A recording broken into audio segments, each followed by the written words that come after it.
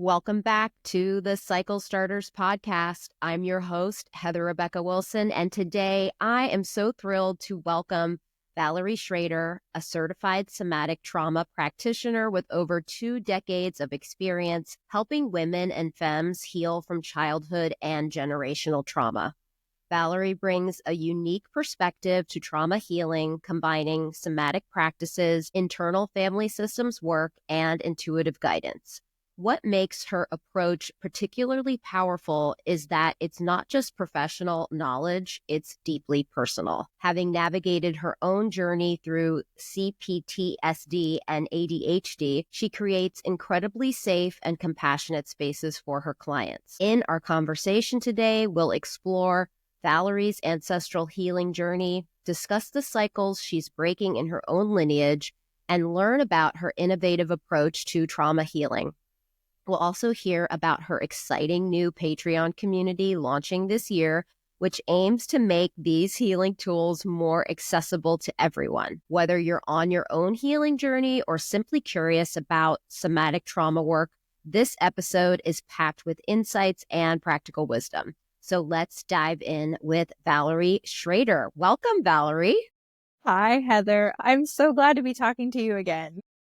I'm so glad to be talking to you. And thank you for saying yes to this. And how are you doing today? I'm doing pretty good, actually. I mean, just considering the state of the world, levity of, I'm actually pretty good. It's very cold where I'm at, but, I'm in Ohio for those of you listening. So it's very snowy. I'm watching it just pour down right now out of my window. But other than that, yeah, I'm doing good. I'm so glad to hear that. Okay, so let's dive into our conversation. So, of course, my first question has to be, what can you share with us about your ancestors and your ancestry? Oh my God. I love that you start with this question. One, it's so loaded, and I love having a loaded question to start with because it's just like, all right, we're going for this. Yes. There's so much in my family history. So on my dad's side, I am German Jewish. I'm actually first generation. So my family went through World War II. Grandfather fought and actually was put in a camp for a few months. My grandmother was essentially on the run during the whole thing. So, a little bit of family trauma there, right? And then on my mom's side, it is Italian, German, and Turkish. So also tons of family trauma, lots of moving around, lots of issues. And on that side, I have some really interesting things that I found out just a few years ago, because most of my family, I thought, okay, well, I'm only 1 or 2 generations removed from moving into the US. And I found out I wasn't. I found out there was actually one small line on my mom's side where there was a Salem witch trial victim. Wow. Yeah. So lots of stories of displacement, lots of stories of being othered, lots of stories of, fear of persecution and persecution, the fun stuff, right? The fun stuff. Well, so how did you get into coaching and supporting folks along their own ancestral healing journey? Basically, how did you get into this work? I feel like for a lot of us that get into healing professions, it starts with our own healing because we feel bad and we don't want to feel bad anymore, and we hate that other people feel bad. So when I was going to college, I actually went to college and I did dual degrees in psych and in women's gender and sexuality studies.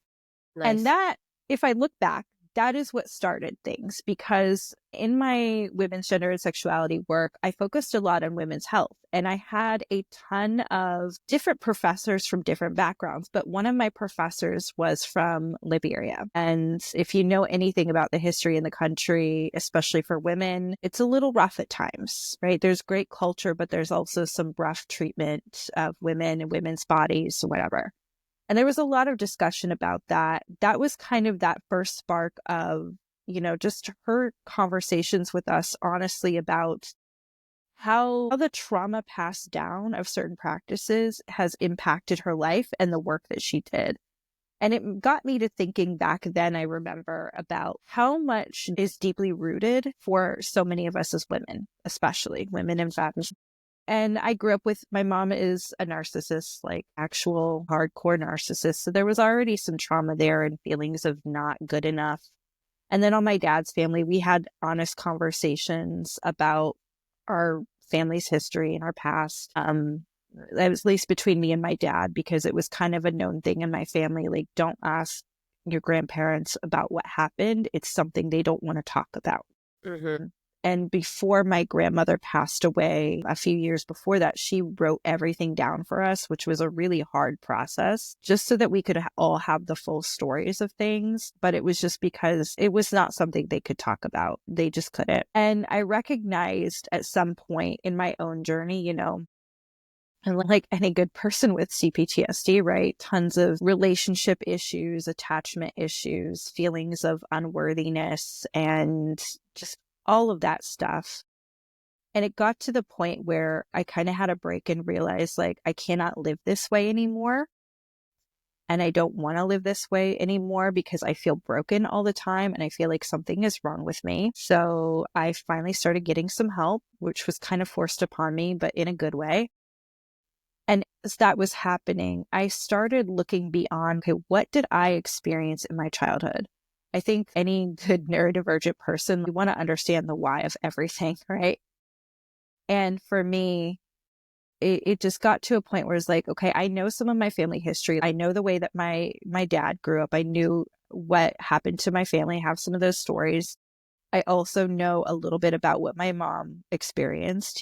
There was a lot of violence in her childhood too, and it didn't excuse anything she put me through.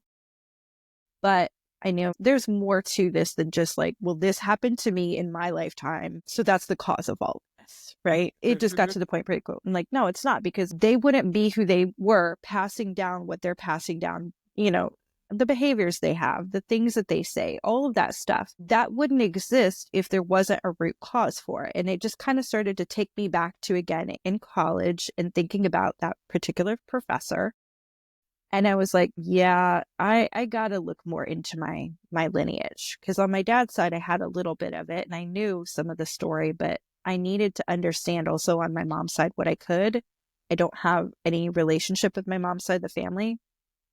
And I just started wanting to desperately piece things together. So like many people, I got on Ancestry first and just did the whole DNA chart, which confirms some things that my family did not want to acknowledge. In particular, on my mom's side, there was never any acknowledgement of being also Turkish. If you saw a photo of my grandfather, you'd be like, that's not a white man. But I also understood, if I looked at like the timeline, where they came from, when they came here, of course they were pretending, of course. Is it right? No. But of course it was being done because it was a self-preservation thing.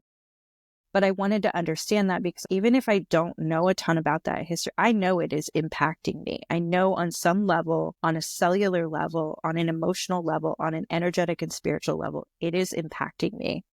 So I took what I found. And then, of course, if you're using the heritage tools on the app, it gives you pings. And that's how I ended up finding out about the Salem witch trial victim too. And I was like, okay, well, that checks with some issues I have and some fears I have about doing the work that I do. Because I always had this fear of like, somebody is going to be mad at me for what I do. Somebody's going to come after me. And I could not explain for so long why I felt that. I'm just trying to help people. How is this a problem?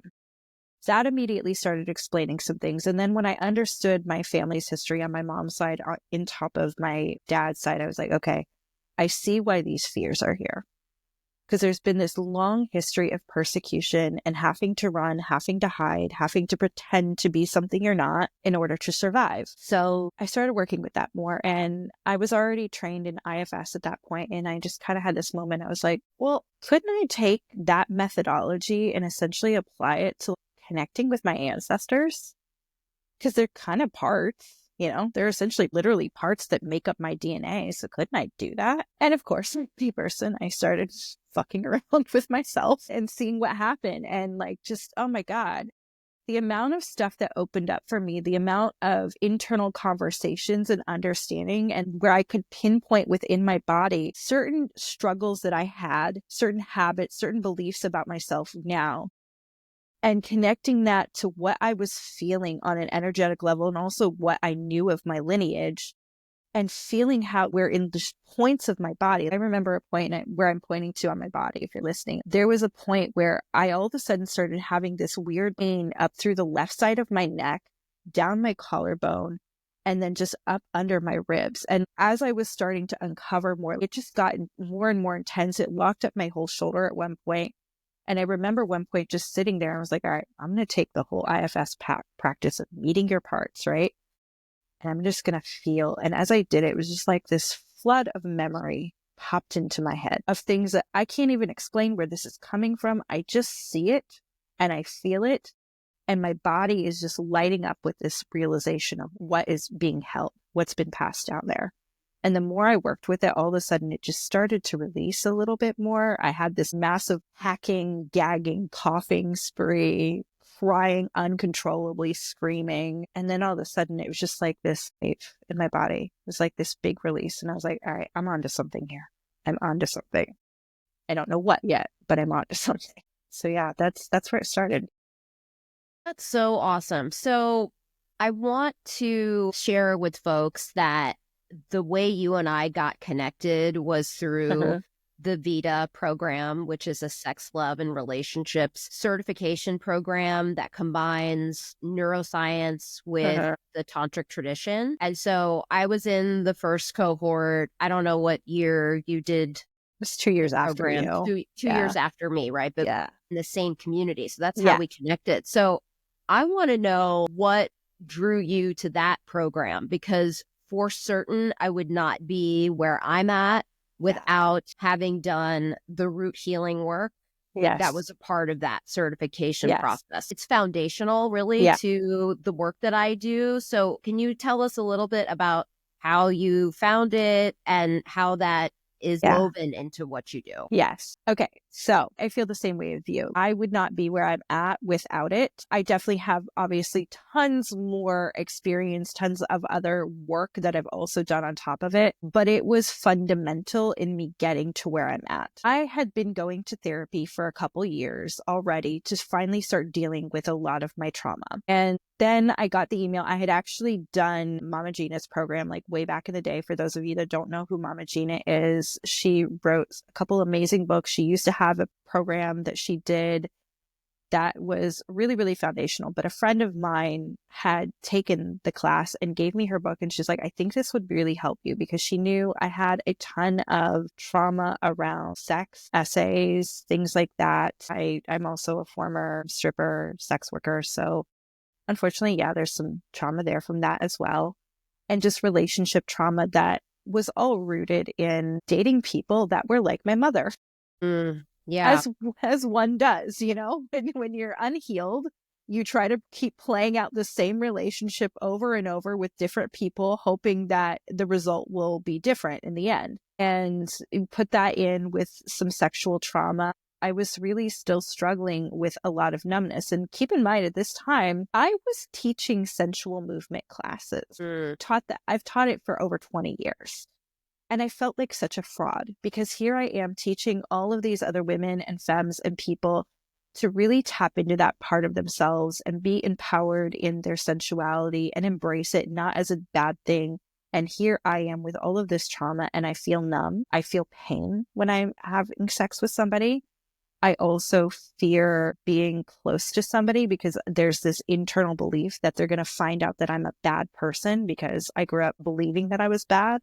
Because that's what happens when you grow up with a narcissist, right? You think everything is your fault. And I love my friend Jill, and she was foundational in starting that process. So she gave me Mama Gina's book. Then I ended up doing a mini workshop that she did. And then she sent out a newsletter about Layla's upcoming class. So I'm doing all this therapy, but all of the relationship and sexual issues that I have, all of the issues around literally being numb. When I'm saying numb, I would disassociate during sex. I would check out. I would feel very numb and anxious. And again, very unhealthy relationship patterns. I had a disorganized attachment style, for any of you that are into attachment styles, which we talked about in the program.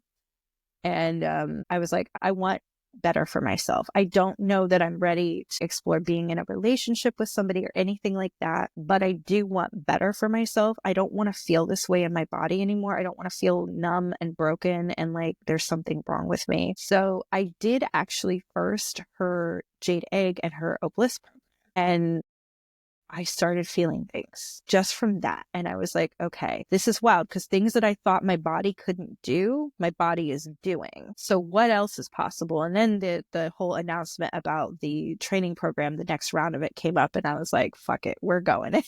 And I started facing so much more about myself and how much my view of relationships, my view of love, my view of intimacy and sex was rooted in these ancestral wounds too. Because I had this whole story of love is dangerous and unsafe. And of course my body is tensing. Of course I'm disassociating. And of course, because my families have experienced all this violence, I've seen all this violence, I've seen all this heartbreak and everything. Like, of course, that's the story my body is holding. And I mean, at first, the program was really rough on me. I'm not going to lie. It was really rough and it took a while to get through it. But it was rough because it started to make me face more than I realized I had to face, right? It wasn't just my relationship and sexual trauma. It was tied to my entire past and beyond me. Fascinating. Thank you for sharing all of that. And I know that this experience of going through the certification process, having it be rough, I think that was pretty common, right? Because it brings everything to the surface. Oh yes. And, I certainly wouldn't have had my massive energetic clearing of ancestral trauma if I had not done the root healing work that started to defrost everything that was just frozen, literally, in my pelvic landscape, right? And my cervix and the walls of my vagina, pelvic floor, all that kind of stuff. So,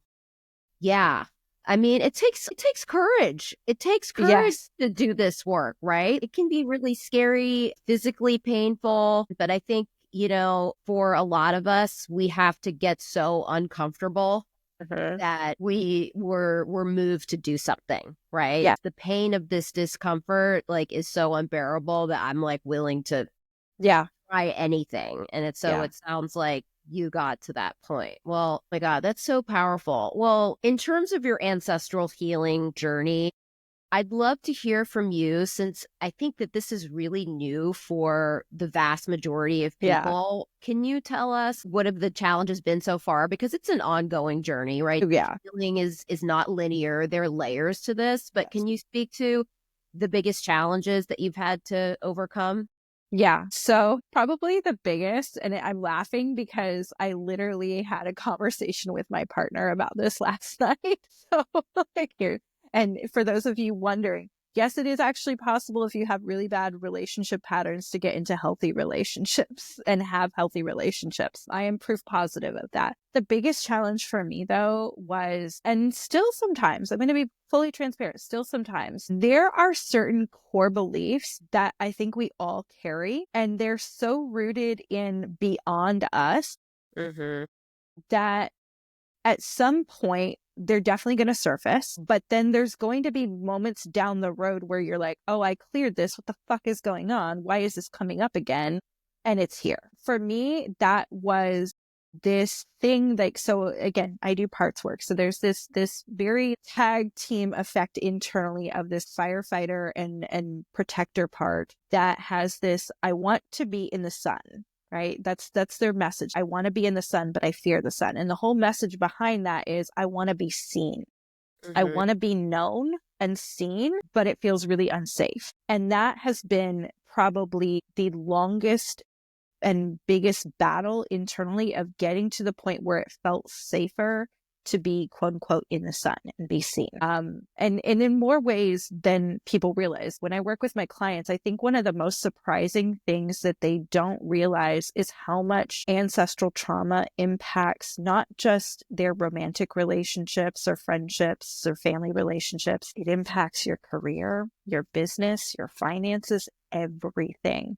So imagine you have this internal wound that has been passed down around. It is not safe to be seen, because when you're seen, people try to kill you. People try to hurt you, or they do. They successfully do that. And not for anything that's your fault, right? It's just because your identity is not something they believe deserves respect or the comfort of living. So I noticed this is definitely a thing where my relationship pattern of getting with people that are like my mother, right? Well, yes, that's playing out an old dynamic, trying to change the result. But there's also this internal part of me that's like, but I don't feel safe to be loved by a healthy person because I'm not good enough. I'm not enough. It's not safe. So I'm going to hide. I'm going to stay back. Friendships, I'm only going to open up so much because again, it's not safe. You're going to judge me. You're going to hate me if you know the real me. Because there's this little internal belief that I'm bad, because you cannot have a lineage of people that have been told as others are coming after them, you're bad, and not actually like start to believe like, yeah, you're right. I am bad. I don't know why I'm bad, but I know I'm bad. I'm a problem. You internalize it and it just gets passed down, and that shame builds and it festers like this just gross ball of tar. That's how I always explain it. It's just this gross ball of tar that just festers and grows. And there was that. And then when I started looking at how I approached money, how I approached my business in the past, and there were always these periods where things would be good, but the minute they started to get just a little bit too good, or I got a little too comfortable or a little too excited about something, everything would blow up, because it's like this little part of me that desperately wants to be seen. But then the other part's like, absolutely the hell not. Nope, that is not safe. Something bad's going to happen. We're going to draw back from it. We're going to sabotage it. We're going to make it a problem. We're going to find something wrong with it because it is not safe. You are going to be hurt. The more seen you are, the more hurt you're going to be. So that's the one that I think has been the most challenging, is working through just that wound and connecting it, because there was even points in my own journey of meeting with my ancestors. So this is a practice I do with clients where we will literally track in the body. What's the story? Where are you feeling it? And I notice with a lot of people, there's like a starting point where there's a space of discomfort in the body. And when I'm saying a starting point, I mean, my neck feels a little tight or tense. I feel like my throat's closing. And I'm like, all right, track that down. Use your fingers and track it down. And it's almost like you're literally walking down your ancestral line. If somebody were, giving you one of those printouts where, you see the lines of connecting this person to this person, let's track it down the body. Let's move it down and notice what's the story behind it. And I don't care how weird it sounds. Just explain to me what you're seeing, what you're feeling, even if it doesn't make sense. I've done it myself, and I would have these moments. And I remember having a moment with my grandfather on my dad's side, and this was after he passed, and just feeling this resistance to show me a little bit of his story as I was like feeling in my body where this whole wound is at. And because there was still almost in my body a memory of him that's like, no, but I promise you, like, I'm bad. I'm wrong somehow. I'm like, but you weren't wrong. You were fighting against something that was bad, and people did bad things to you because of that. You weren't wrong. But like there was this, this belief there. And I remember just afterward thinking about my grandfather and the image of him in photos that I'd seen before the war happened, where he was just apparently known for being this very lighthearted, jokey guy. He was a prankster, and not in the way like he was doing harm to people, but he loved gags, and that was just who he was. That wasn't the man that I knew. He wasn't mean or cruel, but there was a wall. There was always a wall. And it explained so much to me when I got to that, but it was just like even felt within my own soma, that resistance from the past of like, but I don't want you to see everything because you're going to see something bad. And I didn't see anything bad, but there was just, again, this belief in there that was passed down. So that's probably been the hardest thing to overcome. And it still, again, it pops up every so often. Like, I happen to be very fortunate. I have incredible friendships. I have an incredible family. My daughter, my daughter-in-law, my dad, like, I love them so much. I have an incredible partner, like a very healthy person. Kind of fun to say, right? I have a business I love. I have clients I love. I'm secure. I have a home. Could I use more money? Of course, I think we all could right now. Yes. I think we all could. But like, I have all of this around me, and I notice sometimes when that stuff is around, there's just that little tension, right? That tension that builds, that anxiety that starts to build. And I have to just go in and be like, it's okay. You have it because you've let yourself have it, and nobody in your sphere thinks you're a bad person. Nobody thinks that you are wrong. Nobody is coming for you. I'm sure there's somebody out there that hates me, wouldn't be doing the work I'm doing and not because, there's of course going to be people that hate me, but I don't care. But there's always that, just every so often, that little like, it's too good, right? It's too good. My goodness. Thank you for sharing that. I know that what you just broke down is that something that is so common, right? It's a wound in our collective for female body beings for sure. Oh, yeah. But yeah, that's definitely a collective wound and a collective trauma. Yeah. Well, so for our viewers and listeners who don't know what IFS work is, internal family systems work, can you explain what that is for people? Happily. It's like my favorite subject in the world. Nice. So IFS work, essentially you could break that down to being inner child healing. Mm-hmm. But it is in its own system. It is a form of somatic trauma work where what you are doing is essentially meeting younger versions of yourself. And sometimes those younger versions are childhood versions of you. Sometimes they are inner teen versions of you. Sometimes they're even young adult versions of you. And if you think about it this way, there's things that happen to us in our formative years. And the bulk of what we believe, the bulk of our patterns and our habits, all of that comes from childhood.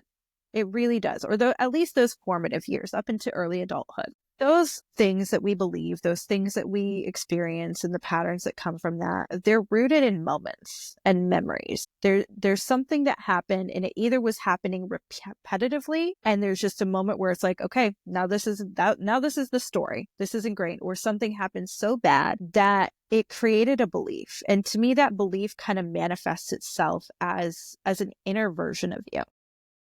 And that version is there. It's holding the wound. So in IFS work, we're usually treating that part as what we call an exile wound, right? It's usually attached to a really core belief about yourself, a core wound. So for mine, that would be like, you're a bad person. And that version is being protected by other versions of you that came along later. So the versions of you that started learning to be critical of you, right?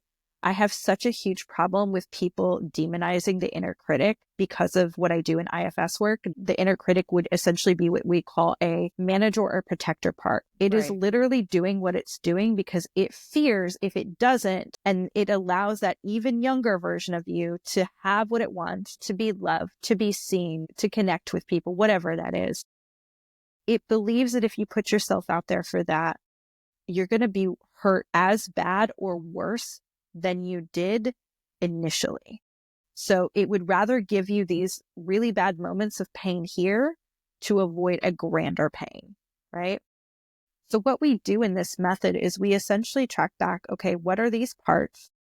Because they're all rooted in the past, and our subconscious minds don't know the difference between past and present. And your mind, your brain is literally just there to keep you alive, which is why the patterns repeat, which is why we do things like we're self-critical, we have imposter syndrome, we self-sabotage, all the things that we do. We turn to the unhelpful coping mechanisms. That's all of these little parts. So we work with these parts, and instead of trying to force them to stop doing what they're doing or like affirmation them away. I don't have problems with affirmations, but they need to be used in the right place.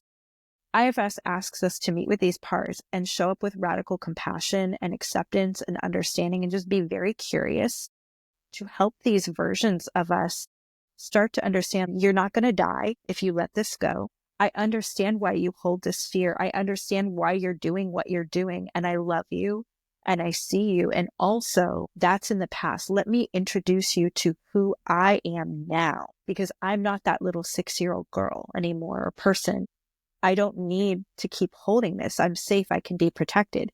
And the more you do that and work with these parts, happens is what's called an unblending process, where these parts start to release, right? You're bringing the unknown into the known, right? The unknown fears into reality, and you're meeting that with actual, current reality to help these parts let go and feel a little bit safer to move on and to actually take a supportive role. So my favorite thing to do is to get that inner critic. And I'm just using that as an example because I think all of us know what it's like to have that voice in our head that's like, you're wrong, you're bad, they're going to hate you. Oh my God, you don't know what you're doing. All those things.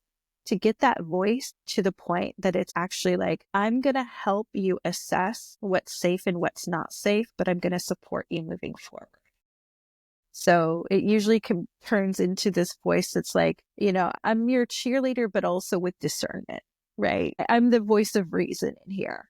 That's a great role to have for a part like that. So it's been a really amazing process. And like I said, I've kind of taken it and then was like, okay, well, what if we use this with ancestral healing? Because it's kind of the same thing, right? They're all parts. So the goal out of it essentially is to get to the point where current you, right now, this time and space, to be the leader instead of letting all of these younger parts of you, these old voices, take over, go into the old habits, old behaviors that just aren't supporting where you really want to be. So that's a little taste of it. That was awesome. Thank you. That was educational for me too. So my goodness, so many awesome modalities out there to support people in experiencing an embodied transformation of their reality. It's so awesome. I want to switch gears a little bit because some listeners may not know that I have a monthly membership called the Ancestral Healing Collective. And what it is a sacred space that I've created for female-bodied cycle breakers and cycle starters to alchemize deep ancestral wounds into spiritual gifts, embody joy, creative potential, and shifts to higher consciousness using pleasure and astrology as transformative medicine. So astrologically, do you feel comfortable sharing your sun, moon, and rising sign with us? I always find this so interesting. I could tell you my whole chart if you want. Whatever you feel called to share.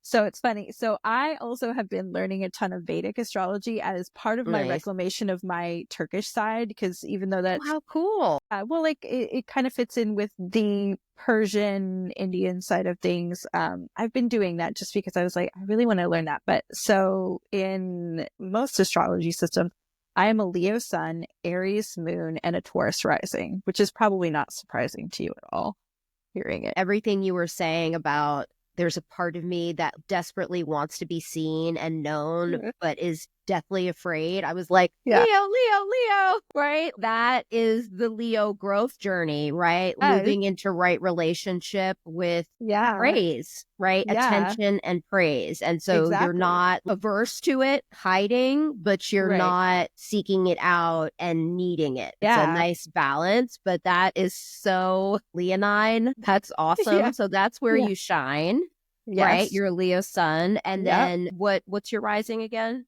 My rising is a Taurus.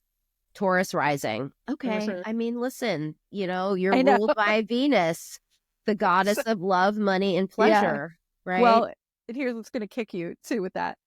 My Venus is in Leo. So I've got the sign of Venus and then extra Venus. I mean, listen, the dancing, that is so Venus and Leo. I remember, oh my God, there's this video I shared on social media a few years ago when Venus was in Leo, and it was this really amazing choreographer who does all of his choreography in heels, and he had everybody in his class dance to Hungry Eyes. And I could not stop watching this video. And there was this one woman who was amazing with these red strappy heels on. And I was like, this is the embodiment of Venus in Leo. Like she is fucking on fire. She's so hot. Like I'm seriously crushing on this woman right now. Like I wish I could dance like that. And I was like, this is Venus in Leo. So that is so cool. Yeah. Okay. So, all right. So this Taurus rising, that's the vehicle for your divine mission. Yeah. And it's, reconnecting with pleasure. Connecting people back to the seasons and cycles of nature. Yep. But also cultivating this sense of inner safety. Yeah. I think is very Taurus, right? Learning how to feel safe within. Doesn't matter what's going on around you. How can you feel worthy? How can you feel abundant and safe as a sovereign being? So that completely lines up. And then what's your moon sign again? My moon sign is Aries. Okay, so I'm an Aries sun. I can relate to this a little bit. Let's dig into this because this is interesting. I don't think I've interviewed anybody who has an Aries moon. So for those of you who don't know, Each of the astrological signs is a spectrum of psycho-spiritual energy with a high expression and a low expression. And each sign is associated with an element and also a modality. Yes. So Aries being the first sign really of the astrological year, it brings in the spring. It's cardinal fire. So Yes. cardinal in terms of modality wise is the initial thrust of an energy. So we always have a cardinal sign starting the beginning of each season. And fire is passion and inspiration and intuition. And I'm an Aries sun. I shine in terms of pioneering and initiating things and leading things. Not necessarily finishing things up. I'm really good at starting things. Our Aries energy is like, we'll start it. Yeah, I'll go. I'll start. Someone else can finish, but I will start this thing for everybody, right? So it's like this energy of courage and just a lot of energy. It's explosive. I mean, you can think of a volcano, right? In terms of liquid magma. Yes. Hot. It'll burn the shit out of you, but there's a lot of energy there and it's very creative. And also I feel like Aries is very psychic, even though it's not a water sign that I would associate with strong psychic abilities necessarily. Aries is really psychic because when you are first out, you need to be tuned in to the divine and your intuition and be open to downloads because there's nobody out ahead of you. No. Right? You are forging your own path. So I do think Aries is very psychic. We can be very impulsive. Yes.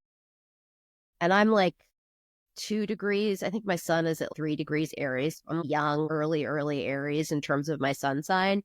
So it's also associated with childishness and selfishness. That's the low expression of Aries. I want to know from you, how do you take care of your emotional self as an Aries moon? How do you navigate that? As an Aries moon, and I love that you brought this all up because I also think of our impulsivity. I think the same way that you do. Our impulsivity to me is very much rooted in this innate intuneness to intuition, to the divine, whatever it is, because we just fucking leap. We just go and we're like, yeah, we'll figure it out when we get down there. Right. But something's telling me I have to do this, so I'm going. Something's telling me I have to do that. Yeah, I just gotta do it. So for me, how I manage that, because I always think of it as managing it. You're never going to contain it. It is just managing it. Obviously, I mean, you already know. I dance. I dance so much. I need to. I have, even in person, like I have an entire class that's a yoga and sensual movement fusion. I love that. It's so good, which is going to be on my Patreon. So I'm super excited to be doing that for a larger scale. But I do things like that. Everything I do is movement based. And it's probably not surprising to know then how much somatic work I do, because I use movement and body processing as a way to kind of calm down a little bit of the fire. So I don't go into those very selfish, very childlike, it's my way or the highway ego places, right? And the more that I do things like that and just allow myself to be more physical in my life. I mean, at one point, I was also a professional aerialist for many years. Oh my God. Yeah. How cool.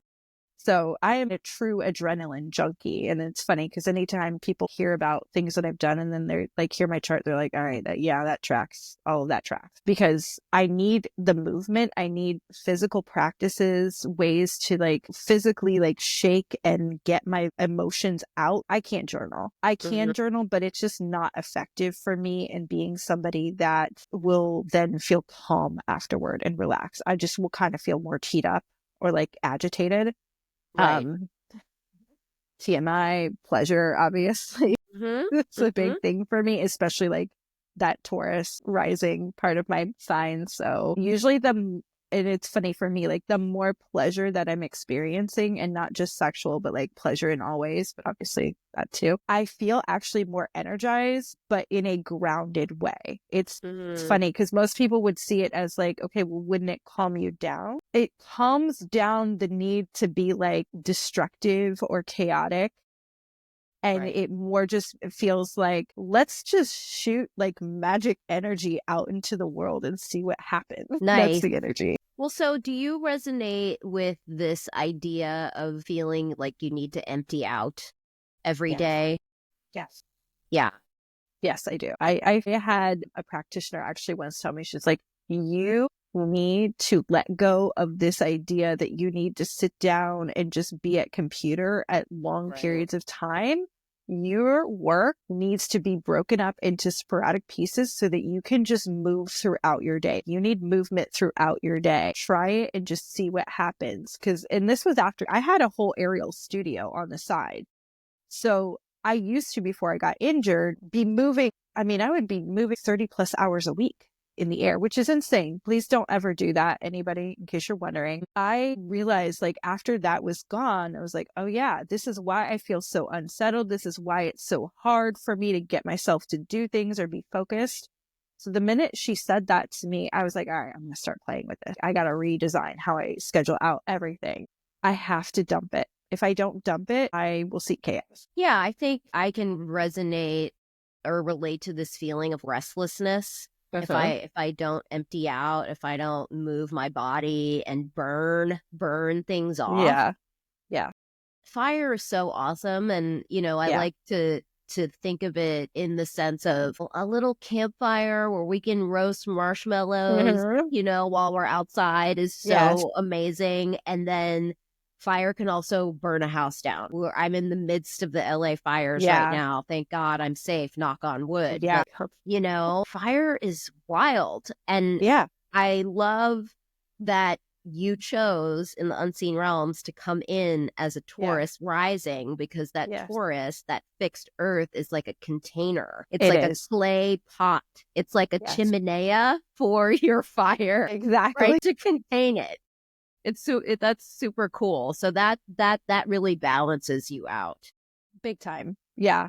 And that's the funny thing. Most people that know me really well, even my clients that I've worked with for a long time, they'll always say like, you're so energetic but grounded. Thank goddess for that Taurus rising, because this would be a lot without it. Yeah, Taurus likes to luxuriate. Taurus wants to be surrounded by the creature comforts and, experience sensual pleasure. Exactly. For sure. So, yeah, that's super cool. Well, since you know your whole chart, why don't you just tell me your other placements? Because now I'm so curious. You're going to giggle so much. Okay, so you already know my Venus. My Mercury and Mars are in Libra. Okay, so we have some air. Yeah.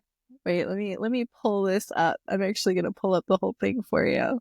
My Lilith, my dark moon Lilith, is in Scorpio. Okay. Yeah, very spicy, but also love to play in the dark spaces. So it makes perfect sense to me that that is a thing that I do, because for work, I love playing in the dark spaces. I love seeing what happens. My midheaven. Your midheaven is Capricorn. Okay, nice. Yeah. What did I Very forget? successful worker bee. I know. I was amazing like, work ethic. What did I forget? And then everything else is in Cancer. How interesting. Okay, so you're pretty balanced. Yeah, I am. Right? You've got a lot of fire, but you've got that very strong Taurus rising sign, and then there's some air in there. And then so Neptune, Saturn, Uranus are all in water signs. Yeah. All in Cancer. Yeah. And my North Node is Leo. So yeah, there's this. Well, of course. Yeah. Oh my God, that's super interesting. That is very, very cool. Yeah. Well, okay, Mercury in Libra is super smart. I mean, because that's cardinal air. And you are very interested, and let me know if this lands for you. Yeah. In justice and finding balance and objectivity, right? And seeing both sides of the story. Oh right? my God, Hearing both sides of the story. Yeah. I want to know both sides of the story. I want to know what's behind the curtain, what you're not telling me, what's between the lines. I want to know it all. What house is your moon in, by the way? It's my 12th house. I had a feeling you're going to say that.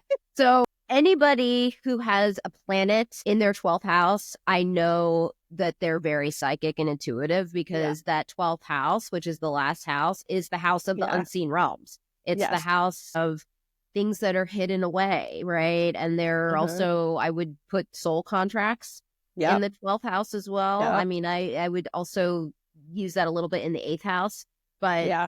when you have a planet in the 12th house, you are very connected to, you're very close to the veil. And we Yeah. already know that Aries is psychic. So yeah, you're super psychic, but you know Oh, this. yeah. You know yeah.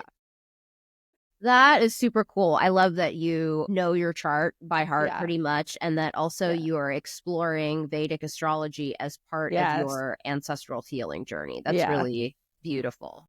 Yeah, that's been really interesting and unshocking in there. There's also a lot of Aries in my Vedic chart. So that's like, yeah, it So tracks. cool. Well, so you're going to be teaching in the Astro Ancestral Healing Collective in Yes. early 2026. And we're going to have you on the podcast again because you and I could talk for hours and hours. Yeah. So I'm really looking forward to that. Can you tell us what you're working on now that you're really excited about? We're dying to know. I know.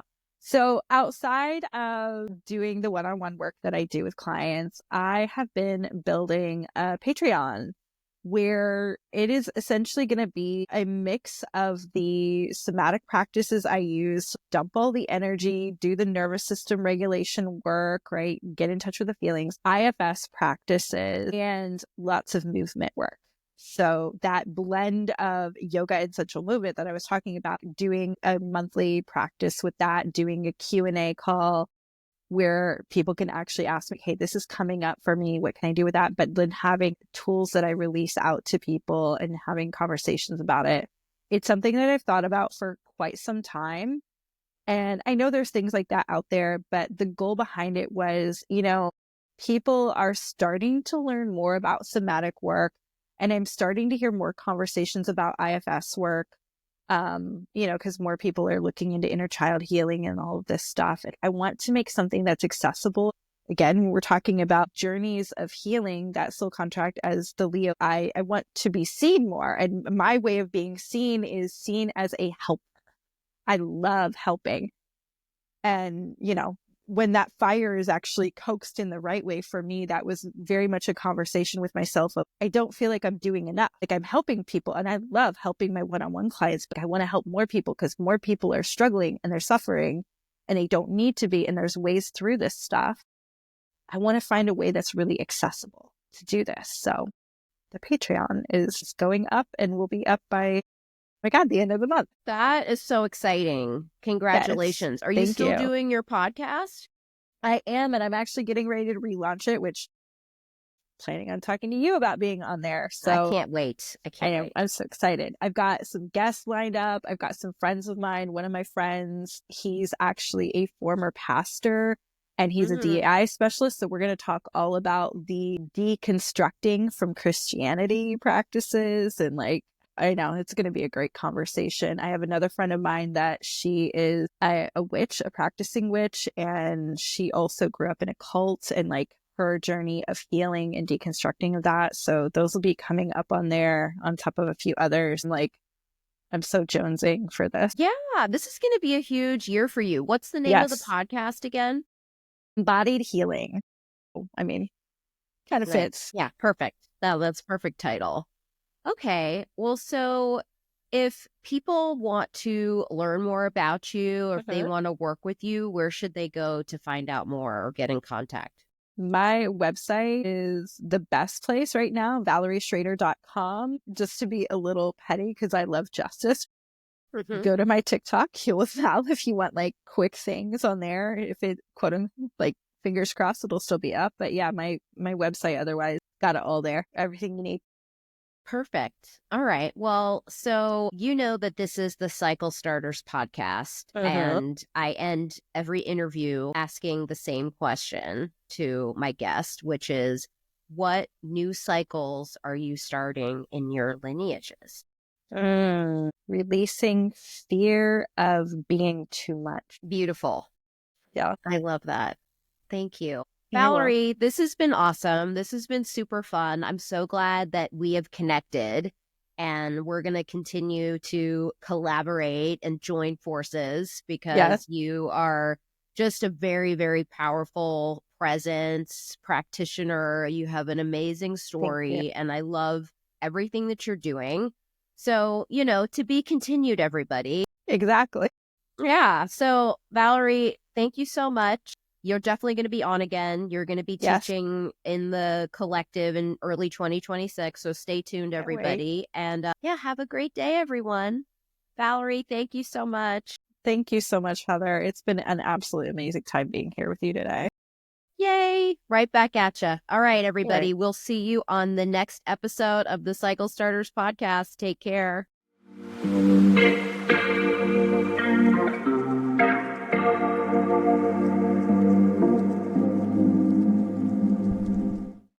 Are you ready to break free from old patterns and create positive change that ripples through generations? Welcome to the Cycle Starters Sanctuary, a free healing community where ancestral wisdom, astrology, and pleasure converge for conscious evolution and generational empowerment. Join our vibrant community of female-bodied beings across all lineages and cultures committed to breaking intergenerational patterns. You'll get access to monthly live Q&A sessions with guest experts, exclusive content, early announcements about upcoming events, and our free Navigating the Cosmos guide. Ready for a deeper journey? You can upgrade to our Ancestral Healing Collective for an enhanced experience with guided new moon pleasure practices, expert workshops, and a supportive private community. Visit heatherrebeccawilson.com/sanctuary to join our sacred space and start your healing journey today. Together, we're creating new cycles filled with ancestral wisdom, healing, and embodied joy. We'll see you there.